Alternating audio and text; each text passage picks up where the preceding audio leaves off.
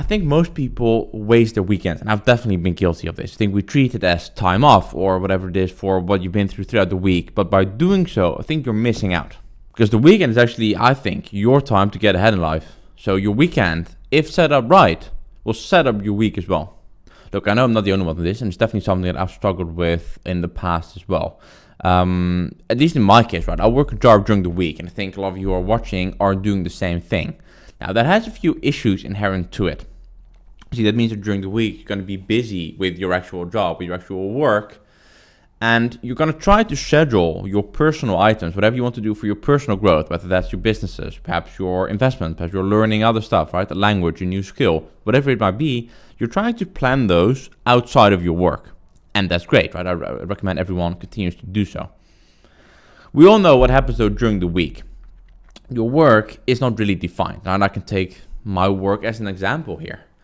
I can say that I work a 9 to 5, but that's not really true. That 9 to 5 is sometimes a 9 to 5, sometimes it's a 9 to 8, sometimes it's a 9 to 11, and if things really get out of hand, then I might have a 9 to, 2 or 3 a.m. on hand. Actually, last week, right, was crazy. We had a project which went way off the rails. And we actually had a day when we ran late to like 2 in the morning. So everything that I had planned for myself in that evening was immediately gone, right? So you need to realize that when you set up your week, you can plan your own time. You can plan for the stuff that you want to do, but they're always in pencil, right? It's really hard, depending on the job that you're in, but if it's reasonably demanding, it's really hard to safeguard those moments for yourself. And you need to be willing to accept that there's a good chance that you're going to go over. Just something to note. And that actually brings us back to the importance of the weekend, right? Because yes, I'll try to do what I can in the week, but I know that during the weekend, that's the time I really have to focus on my own stuff. That's the time I have to, without any other interruptions, do what I find important and perhaps do the stuff that you feel you need in order to change your week, change your life to a whole new format. And that's essentially what I'm trying to do, right? I stuff my weekends for my trading, for my investing, for what I'm doing here on my social media channels, what I'm trying to do for any other business that I want to start. I use it for my language learning. So my weekend is really important for me. And I need you to start doing the same. So I'm going to tell you the 3 things that I think the weekend is really important for. It's preparation, it's execution, and it's reflections. Not necessarily in that order, but that's just sort of how the chronological project flow works, right? You start to prepare, then we execute, and then we reflect afterwards. And all of those, I think, have a place in your weekend. When I say preparation, I mean that both for the weekend and the week. So when I say you're preparing for the weekend, ideally, you do that on your last working day in the evening, right? So in my case, I work Sundays through Thursdays, right? So Friday and Saturday is my weekend. I want to come into the weekend knowing what I need to do, and knowing when I think I'm going to do it. And in order to get there, I plan my weekend either during the week already or at least Thursday evening, right? So that I know when I'm starting, that plan is outlined. The other side, and that's really what I'm getting at here, is the preparation for your actual week. So I want you to use the weekend to outline and prepare what you're going to do during the week. Really important stuff, especially, as I said before, the week gets out of hand, right? The week, especially when you have a really demanding job, there's other people involved, things are going to come up. So your week is really dynamic, and you don't always have the time to switch and ascertain and tweak your strategy whilst you're in it. So having that ready beforehand means that you're a lot better equipped to deal with whatever comes up during the week itself. So few things here to keep in mind when it comes to planning, right? And this is the way that I generally think to do it. First of all, you want to come up with your list of the items that you want to do, and you want to add your priorities to them, right? Because I can come up with a very extensive list of what I want to do, but I also know that there's a sequential order in this list of what I need to get to first. So I'm going to make my list for the week, and I'm going to attach an order to them. Why is that handy? Because then if the week runs out of control and there's some things I need to scratch, then I know I need to keep my focus on the number 1 point, and the rest I can fill in or even slide back another week if need be. The other one, and this one is both for preparation in the weekend as well as during the week, is your social time. Because look, we're going to go out to dinner, we're going to go out for drinks, and that's all good. To the extent possible, I'd recommend that you try to plan that social time. That's not always easy.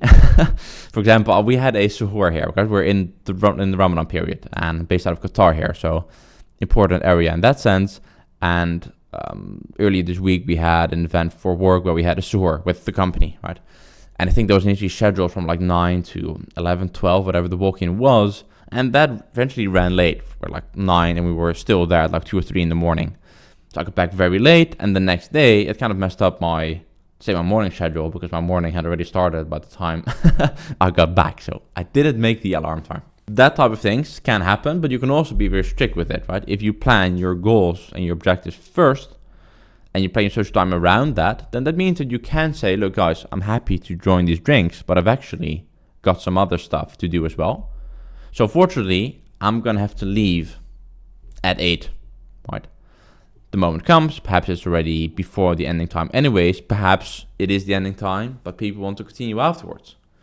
At that point, it's up to you to see how that fits in your schedule, but just know I tend to cut them short if I know that I really have other stuff to do, and it's a must. Look, then we get to the execution phase once again, and this is focused on the weekend here, right? The execution phase in the weekend is great for a few major reasons. I think the most important one is that you don't have any distractions from your work or a lot of other stuff that are coming up. So you have the time for it.